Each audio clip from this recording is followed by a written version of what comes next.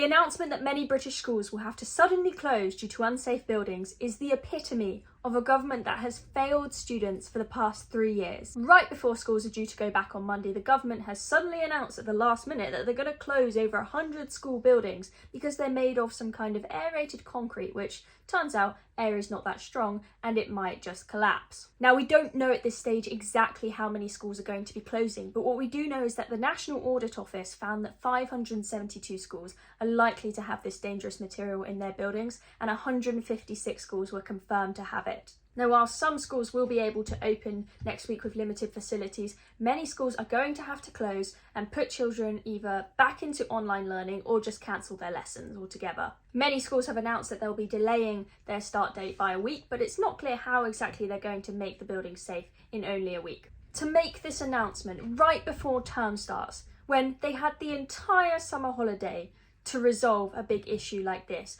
fix the buildings and get them ready for children to go back, is quite frankly utterly negligent.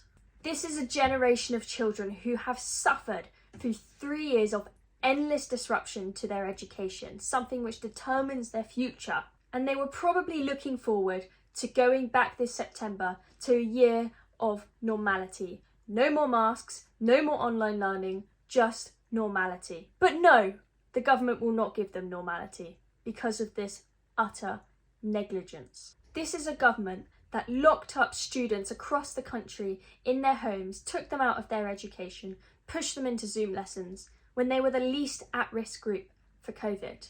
And now they're putting them back into online learning, and this is a disgrace. And this is not only the epitome of a government that doesn't care for its students, this is the epitome of a government that is out of control, in government but not in power.